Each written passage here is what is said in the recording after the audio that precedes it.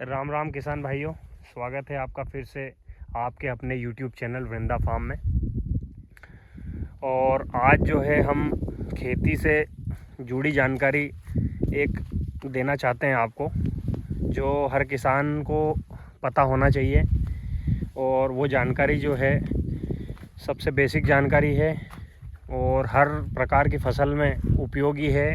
और किसान अगर इसको जान ले तो इससे हमें उत्पादन बढ़ाने में, पौधे को स्वस्थ रखने में, दाना भराव में, हर चीज़ में हमें फ़ायदा मिलता है। एक तरीके से कह सकते हैं कि कोई भी फसल के अंदर इन चीज़ों का अगर आपने मैनेजमेंट सही कर लिया तो आप फसल में किस तरीके से, किस टाइम पे कैसे फसल को मोड़ना चाहते हैं, कैसा उत्पादन लेना चाहते हैं, वो चीज़ें संभव है। जो कि आज तक आप किसी भी वीडियो या उसके अंदर देखते आते हैं कि सोयाबीन या चना या मूंग जो है उसके अंदर किन किन पोषक तत्वों की ज़रूरत होती है और किन किन अवस्थाओं में जो है वो पोषक तत्व दिए जाते हैं, जिससे हमें उत्पादन बढ़ाने में और पौधे की क्वालिटी प्लस जो बीज है उसकी क्वालिटी को अच्छी करने में कामयाब साबित होता है। जी हाँ दोस्तों, हम बात कर रहे हैं आज एनपीके जो है ये सबसे बेसिक चीज़ है जो कि एक पौधे के अंदर, हर पौधे के अंदर पाई जाती है।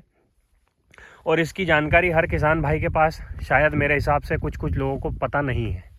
अगर पता है तो आज ठीक है, आप ये वीडियो आगे तक देखें, शायद कुछ एक दो पॉइंट ऐसे हों जो आपको और इम्पोर्टेंट फेज़ में लेके जाए कि आपको आने वाले समय में कुछ नहीं पता हो। इसमें से अगर आपने लिया है तो आपके लिए फ़ायदेमंद रहेगा। और जो लोग इस चैनल पर नए हैं वो चैनल को पहले सब्सक्राइब करें, लाइक करें, शेयर करें, ताकि जिन भाइयों के पास ये वीडियो मतलब जिनको जानकारी चाहिए उन तक अगर नहीं पहुंचा है तो हम इस वीडियो के द्वारा पहुंचाएंगे। तो किसान भाइयों, आज हम आपको बता रहे हैं एनपीके। तो सबसे पहले बेसिक से अगर हम बात करें तो एनपीके जो है, एनपीके की बात करेंगे तो एनपीके हमने सुना है डीएपी के अंदर हमको जो है वो नाइट्रोजन और फास्फोरस जो है उसके अंदर आता है 46% फास्फोरस। एक दूसरा फॉर्म हो गया 12-32-16 जो है उसके अंदर अगर आप देखेंगे तो 12% नाइट्रोजन होता है और 32% फास्फोरस होता है और 16% पोटास होता है। कुछ किसान भाई डीएपी के विकल्प में उसे यूज़ करते हैं, जो कि गेहूं में सबसे ज़्यादा हम देखते हैं उसे कि 12-32-16 का इस्तेमाल करते हैं। कई बार डीएपी ना मिलने के कारण 12-32-16 भी उपयोग किया जाता है। कुछ लोग 12-32-16 को पसंद करते हैं। तो ये एक 3 फॉर्म है। तो जाने कि एनपीके है क्या। तो एनपीके जो है वो 3 अवस्था होती है, उसमें काम करता है। तो पहली अवस्था होती है नाइट्रोजन। तो नाइट्रोजन कैसे काम करता है वो आपको हम बताएंगे। नाइट्रोजन जो होता है वो पौधे को शुरुआती अवस्था में ज़रूरत होती है। शुरुआती अवस्था में जैसे ही आप नाइट्रोजन, अगर आप नाइट्रोजन का अगर इस्तेमाल करेंगे, जैसे नाइट्रोजन की अगर बात करें तो 46% हमें यूरिया की मात्रा मिलती है नाइट्रोजन में। शुरुआती अवस्था में जब बढ़ की जो समस्या रहती है तो हमारे किसान भाई क्या करते हैं कि हम एक काम करते हैं, बढ़ नहीं आ रही है तो उसके लिए हम डाल देते हैं यूरिया।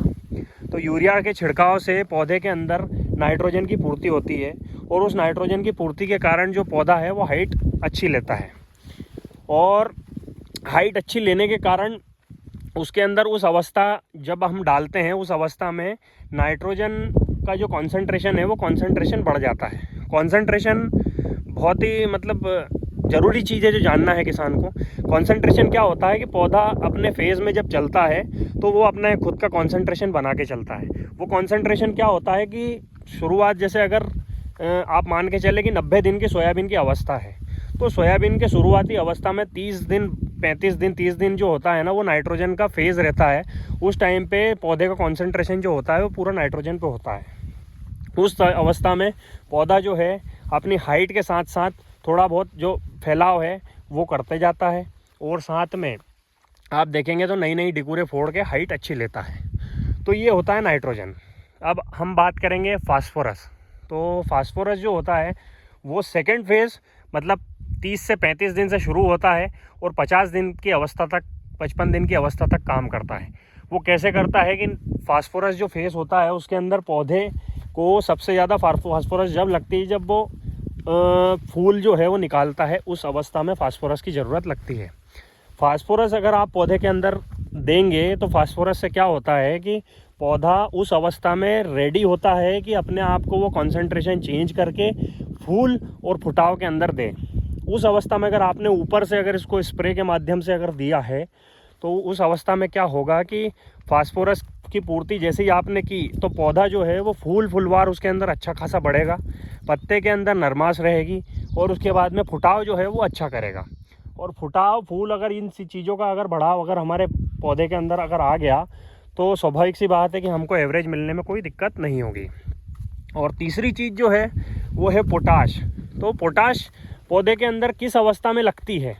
पोटाश लगती है हमें 65 से 70 दिन, 60 से लेकर 70 दिन के बीच में हमें डालना चाहिए। ये मैं सोयाबीन की बात कर रहा हूँ क्योंकि मैं सोयाबीन के प्लॉट में खड़ा हूँ, तो ये चीज़ें मैं आपको सोयाबीन का उदाहरण देके इसलिए बता रहा हूँ ताकि आपको आसानी से समझ में आ जाए।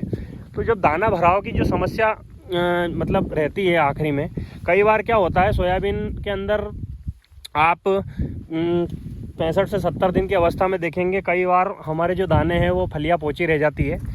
तो उस समस्या को ख़त्म करने के लिए जो पोटाश है वो पोटाश की पूर्ति हम करते हैं। पोटाश जो होता है वो आप देखेंगे एक MOP फॉर्म में आता है, जो रेड पोटाश जो बोलते हैं हम जिसको। लाल पोटाश जो होता है वो 1700 रुपये का एक कट्टा आता है। और कोई भी अगर आप कहीं पे भी मिट्टी की जांच कराएंगे तो सबसे पहला जो वो बोलते हैं कि 25 किलो पर एकड़ अगर आप डालेंगे तो एक फसल के लिए वो पर्याप्त है। तो पोटाश जब आप डालेंगे तो पोटाश से 2, 3, 4 ऐसे कार्य हैं जो फसल में बहुत अच्छी तरीके से काम करता है। वो है पहला तो दाने का भराव, दूसरा पौधे की जो अवस्था है उस अवस्था तक उसको खींच के ले जाना, तीसरा उसके अंदर शाइनिंग जो है पौधे के आपके दाने के अंदर वो शाइनिंग अच्छी बनेगी, चौथा अगर आप देखेंगे शाइनिंग अच्छी बनी है उसके अंदर पोटाश के कारण दाना बहुत अच्छा बनेगा। दाना बनने के कारण हमें उत्पादन में 2 से 5 से 10% जो है हमें फ़र्क दिखता है। क्योंकि आप देखेंगे आप अगर ट्रॉली लेके जाएंगे और दाने का साइज़ अगर छोटा है, मंडी में अगर लेके गए और दाने का साइज़ अगर छोटा है तो उत्पादन में आपको उतना बेनिफिट नहीं मिलेगा। और वहीं अगर दाने का साइज़ बड़ा है तो व्यापारी भी पसंद करता है, वज़न में भी बैठता है और हमें हर अवस्था में जो है उसको मतलब मेरा कहने का मतलब है कि उसमें सोयाबीन जो है वो पूरी तरीके से साइज़ लेने के कारण हमें क्वालिटी अच्छी मिलती है, क्वालिटी के साथ वज़न बैठता है और दाम अच्छा मिलता है। तो ये बेसिक NPK जो है उसकी जानकारी मैंने आपको दी है, जो हर किसान भाइयों को जानकारी में मतलब रहना चाहिए, पता होना चाहिए कि NPK क्या होता है। इसके अलावा अगर आपको वाटर सॉल्युबल ग्रेड जो होते हैं उसकी जानकारी अगर चाहिए तो आप मुझे कमेंट में बताएं। फॉर एग्ज़ाम्पल उदाहरण के तौर पे 19-19 हो गया, 12-61 हो गया, 0-32-34 हो गया, 13-0-45 हो गया, 0-0-50 हो गया, 13-40-13 हो गया, कैल्शियम नाइट्रेट हो गया, अमोनियम सल्फेट हो गया, बोरॉन हो गया। तो इन सब चीज़ों की जानकारी अगर आपको चाहिए कि किन किन अवस्थाओं पे इनको डाल के अपनी फसल की खेतीबाड़ी को सुधार सकते हैं और उत्पादन बढ़ा सकते हैं, क्वालिटी बढ़ा सकते हैं, तो उस पर भी मैं आपको वीडियो बना के डालूँगा। NPK की जानकारी आपको अगर अच्छी लगी हो तो चैनल को वृंदा फार्म जो है उसे लाइक करें, शेयर करें और सब्सक्राइब करें। और इसी तरह के वीडियो देखने के लिए आगे चैनल को सब्सक्राइब करें। धन्यवाद।